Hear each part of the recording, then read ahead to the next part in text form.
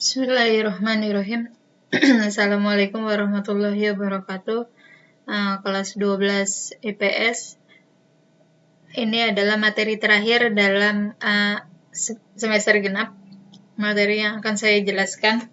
Nanti setelah ini kita hanya fokus untuk membahas soal atau mengulang materi di kelas 10 atau kelas 11, materi apa yang belum kamu pahami, atau nanti kita akan ada kuis atau soal-soal yang untuk persiapan kamu menjelang ujian sekolah. Materi kali ini akan membahas tentang pelaksanaan evaluasi pemberdayaan komunitas. Dalam pelaksanaan evaluasi kan sebelumnya kita sudah buat perencanaan evaluasi pemberdayaan komunitas. Ini sudah dalam tahap pelaksanaannya. Yang dilakukan itu dua. Yang pertama langkah-langkah evaluasi pemberdayaan komunitas, yang dua adalah pengumpulan data dan evaluasi pemberdayaan komunitas. Dalam langkah yang pertama pasti persiapan, terus kemudian pelaksanaan, pengolahan, kemudian adalah pelaporan atau tindak lanjut. Terus dalam persiapan yang dilakukan adalah yang pertama penyusunan rencana kegiatan evaluasi, terus penyusunan instrumen evaluasi, validasi atau pembuktian instrumen, dan kemudian kita menentukan jumlah sampel atau informan yang diperlukan. Yang terakhir adalah penyamakan persepsi antar evaluator. Jadi kalau evaluator atau yang melakukan evaluasi ada banyak orang, maka harus dilakukan penyamaan persepsi. Terus kemudian dalam pelaksanaannya kita dengan observasi, kita boleh milih nih, ini sama dengan kita melakukan penelitian. Kita kan mengambil bisa dengan observasi, bisa dengan wawancara, bisa dengan survei, bisa dengan diskusi. Kalau observasi itu kita dengan melihat dari jauh apakah pemberdayaan komunitas ini berjalan dengan lancar. Jadi kita dari jauh lihat foto, memperhatikan lingkungan, terus kemudian setelah itu kita melakukan wawancara, bisa juga kita dengan memberikan survei atau kuesioner, atau kita juga bisa dengan diskusi dengan warga yang menerima pemberdayaan komunitas. Kemudian analisisnya prosesnya adalah proses pengolahan data, terus kemudian menarik kesimpulan, yang terakhir adalah saran. Laporan, jadi setelah kita melakukan penelitian tuh dengan wawancara, dengan observasi, dengan diskusi, terus baru kita buat laporan. Hasil evaluasi oleh evaluator perlu dilaporkan untuk tindak lanjut sebagai bentuk dari evaluasi pemberdayaan komunitas. Nanti setelah itu akan ada perbaikan program. Jadi kalau misalnya programnya tidak berjalan dengan lancar, maka kita memperbaiki atau mengganti dengan yang baru. Tuh. Terus setelah itu kita melakukan di sini adalah beberapa contoh pengumpulan data dengan diskusi, terus dengan survei. Ini hasil surveinya, ini adalah dengan observasi atau wawancara. Dan dalam yang terakhir adalah dalam penyusunan laporan hasil evaluasi pemberdayaan komunitas, kita punya sistematika laporan kegiatan evaluasi atau pemberdayaan komunitas. Ini seperti menulis laporan penelitian. Terus ada tekniknya, ada contoh laporannya, terus kemudian manfaatnya apa.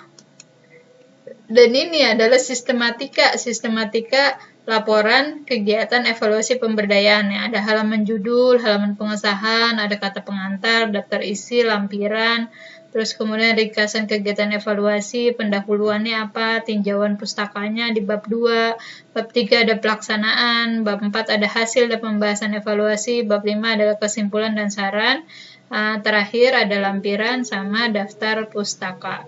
Dan dalam teknik penulisan laporan evaluasi pemberdayaan, itu kita perlu memperhatikan bahasanya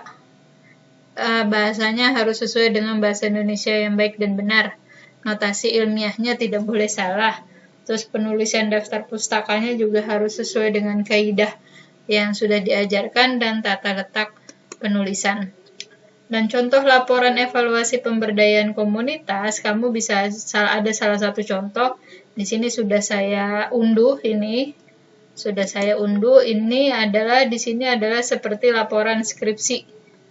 Di sini nih, di semua ada dari evaluasi pemberdayaan ibu mandiri prima dalam pemberdayaan perekonomian kaum perempuan di Yayasan Sahabat Ibu Yogyakarta periode 2014. Ini adalah hasil skripsinya dari skripsinya orang Jogja, Universitas Negeri Yogyakarta yang dilakukan oleh Nur Hidayah. Ini dia sampai 184 lembar. Oke. Ini contoh-contohnya, kamu bisa baca deh semua di sini atau mau ngambil referensi yang lain. Terus manfaatnya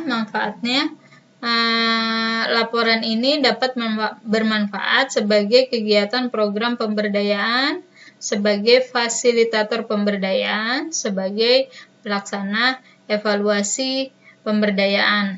Jadi ini adalah manfaat laporan evaluasi pemberdayaan komunitas.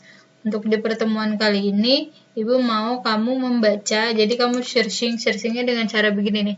Ini kamu copy ininya, HTTP-nya, di copy, terus kemudian kamu buka web, nanti kamu akan muncul ke sini, ke laporan skripsinya Mbak Nur Hidayah. Kamu langsung baca kesimpulannya. Kesimpulannya itu ada di halaman,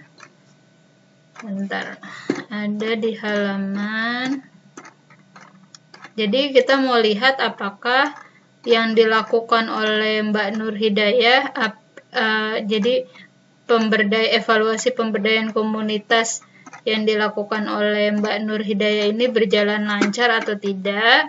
Kita langsung baca aja. Kalau kita langsung baca dari awal kan banyak, tapi kamu langsung baca kesimpulannya.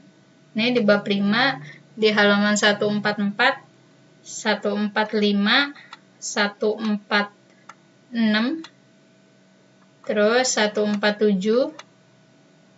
Udah, kamu baca 145 sampai 147 dan kemudian kamu buat ringkasannya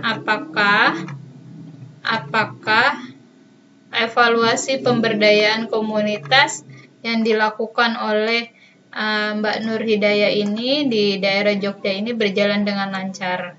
Terus kalau tidak lancar, maksudnya kalau tidak sesuai dengan ini, bagaimana solusi untuk melakukan pemberdayaan komunitas berikutnya. Oke, cukup sekian di kelas 3, cukup ringkas materi pertemuan kali ini karena memang di akhir materi dan persiapan kalian untuk menuju ujian sekolah. Tetap di rumah, jaga kesehatan, banyak minum vitamin. Kalau nggak penting-penting banget, jangan keluar rumah, jaga kesehatan kamu ya. Assalamualaikum warahmatullahi wabarakatuh.